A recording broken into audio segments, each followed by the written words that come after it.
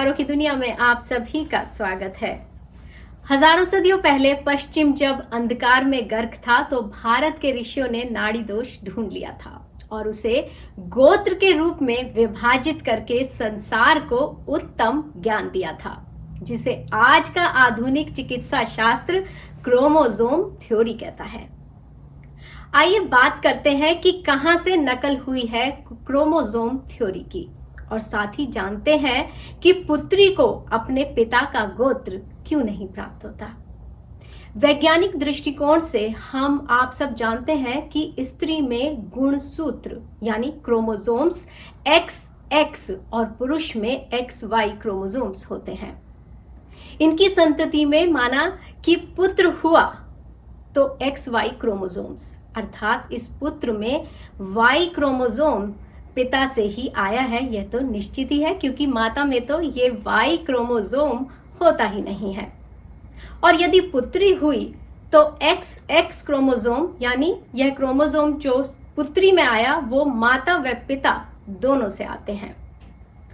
XX chromosomes अर्थात पुत्री के जोड़े में जो एक गणसूत्र यानी क्रोमोसोम आता है वो पिता से आता है तथा दूसरा X क्रोमोसोम माता से आता है, तथा इन दोनों क्रोमोसोम का संयोग एक गांठ सी रचना बना लेता है जिसे क्रॉसओवर कहा जाता है। तो आइए अब बात करते हैं XY क्रोमोसोम अर्थात पुत्र के बारे में। Y क्रोमोसोम केवल पिता से ही आना संभव है क्योंकि माता में Y क्रोमोसोम है ही नहीं, और दोनों क्रोमोसोम असमान होने के कारण पूर्ण क्रॉसओवर नहीं हो पाते, केवल 5% तक ही हो पाते हैं, और 95% क्रोमोसोम्स ज्यों के त्यों इंटैक्ट ही रहते हैं। तो महत्वपूर्ण Y क्रोमोसोम हुआ क्योंकि Y क्रोमोसोम के विषय में हमें निश्चित है कि यह पुत्र में केवल पिता से ही आया है। बस इसी Y क्रोमोसोम का पता लगाना ही गोत्र प्रणाली का एकमात्र उद्देश्य है, जो हजारों लाखों वर्ष पूर्व हमारे ऋषियों ने जान लिया था। तो आइए अब और ज्यादा बात करते हैं वैदिक गोत्र प्रणाली और Y क्रोमोसोम के बारे में। अब तक हम यह समझ चुके हैं कि वैदिक गोत्र प्रणाली Y क्रोमोसोम पर आधारित है अथवा Y क्रोमोसोम को ट्रेस करने का एक माध्यम है। उदाहरण के लिए यदि किसी व्यक्ति का गोत्र कश्यप है तो उस व्यक्ति में विद्यमान Y क्रोमोसोम कश्यप ऋषि से आया है, या कश्यप ऋषि उस Y क्रोमोसोम्स के मूल में है। चूंकि Y क्रोमोसोम स्त्रियों में नहीं होता, यही कारण है कि विवाह के पश्चात स्त्रियों को उसके पति के गोत्र से जोड़ दिया जाता है। वैदिक हिंदू संस्कृति में एक ही गोत्र में विवाह वर्जित होने का मुख्य कारण यह है कि एक ही गोत्र से होने के कारण वह पुरुष व स्त्री भाई बहन कहलाएंगे, क्योंकि उनका प्रथम पूर्वज एक ही है। परंतु ये थोड़ी अजीब बात नहीं है कि जिन स्त्री व पुरुष ने एक दूसरे को कभी देखा तक नहीं और दोनों अलग अलग देशों में परंतु एक ही गोत्र में जन्मे हो तो भी वे भाई बहन हो गए। तो आइए मैं इसका स्पष्टीकरण भी करती हूँ। इसका मुख्य कारण एक ही गोत्र होने के कारण गणसूत्रों यानी क्रोमोसोम में समानता का भी है। आज के अनुवांशिक विज्ञान के अनुसार यदि समान क्रोमोसोम वाले दो व्यक्तियों में विवाह हो तो उनकी संतति अनुवांशिक विकारों के साथ उत्पन्न होगी। ऐसे दंपतियों को की संतान में एक सी विचारधारा, पसंद, व्यवहार आदि में कोई नयापन नहीं होता। ऐसे बच्चों में रचनात्मकता का अभाव होता है। विज्ञान द्वारा भी इस संबंध में यही बात कही गई है कि सगोत्र शादी करने पर अधिकांश ऐसे दंपति की संतानों में अनुवांशिक दोष अर्थात मानसिक विकलांगता, अपंगता, गंभीर रोग आदि जन्मजात ही पाए जाते हैं। शास्त्रों के अनुसार इन्हीं कारणों से सगोत्र विवाह पर प्रतिबंध लगाया था। इस गोत्र का संवहन यानी उत्तराधिकार पुत्री को एक पिता प्रेषित ना कर सके, इसलिए विवाह से पहले कन्यादान कराया जाता है और गोत्र मुक्त कन्या का पाणी ग्रहण कर भावी वर अपने कुल गोत्र में उस कन्या को स्थान देता है। यही कारण था कि उस समय विधवा विवाह भी स्वीकार्य नहीं था।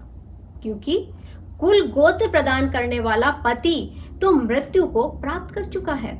इसलिए कुंडली मिलान के समय वैधव्य पर खास ध्यान दिया जाता और मांगलिक कन्या होने पर ज्यादा सावधानी बरती जाती।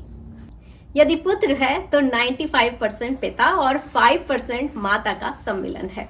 यदि पुत्री है तो 50% पिता और 50% माता का सम्मिलन है। और यदि पुत्री की पुत्री हुई तो वह डीएनए 50% का 50% रह जाएगा, और फिर यदि उसके भी पुत्री हुई तो उस 25% का 50% डीएनए रह जाएगा। इस तरह से 7वीं पीढ़ी में पुत्री जन्म में यह प्रतिशत घटकर 1% रह जाएगा। अर्थात एक पति पत्नी का ही डीएनए 7वीं पीढ़ी तक पुनः पुनः जन्म लेता रहता है, और यही 7 जन्मों का साथ है। लेकिन जब पुत्र होता है तो पुत्र का क्रोमोसोम्स पिता के गुणसूत्रों का यानी क्रोमोसोम्स का 95% गुणों को हेरिडिटी में ग्रहण करता है, और माता का 5%, जो कि किन्हीं परिस्थितियों में 1% से कम भी हो सकता है, डीएनए ग्रहण करता है। और यही क्रम अनवरत चलता रहता है, जिस कारण पति और पत्नी के गुणों युक्त डीएनए बारंबार जन्म लेते हैं, अर्थात यह जन्म जन्मांतर का साथ हो जाता है। इसलिए अपने ही अंश को पितृ जन्म जन्मांतरों तक आशीर्वाद देते रहते हैं, और हम भी अमूर्त रूप से उनके प्रति श्रद्धेय भाव रखते हुए आशीर्वाद ग्रहण करते रहते हैं। और यही सोच हमें 7 जन्मों तक स्वार्थी होने से बचाती है और संतानों की उन्नति के लिए समर्पित होने का संबल देती है। एक बात और, माता पिता यदि कन्यादान करते हैं तो इसका यह अर्थ कदापि नहीं है कि वे कन्या को कोई वस्तु समझते हैं, बल्कि इस दान का विधान इस निमित्त किया जाता है कि दूसरे कुल की कुलवधु बनने के लिए और उस कुल की कुलधात्री बनने के लिए उसे गोत्र मुक्त होना चाहिए।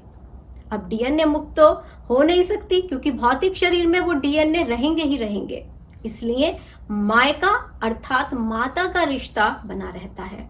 गोत्र यानी पिता के गोत्र का त्याग किया जाता है, तभी वह भावी वर को यह वचन दे पाती है कि उसके कुल की मर्यादा का पालन करेगी, यानी उसके गोत्र और डीएनए को दूषित नहीं होने देगी, वर्ण संकर नहीं करेगी, क्योंकि कन्या विवाह के बाद कुल वंश के लिए रजदान करती है और मातृत्व को प्राप्त करती है। यही कारण है कि प्रत्येक विवाहित स्त्री माता समान पूजनीय हो जाती है। यह रजदान भी कन्यादान की ही तरह कोटि यज्ञों के समतुल्य उत्तम दान माना गया है, जो एक पुत्री द्वारा पति को दान किया जाता है। भारतीय संस्कृति और सभ्यता के अलावा ये संस्कारगत शुचिता किसी अन्य सभ्यता में दृश्य ही नहीं है।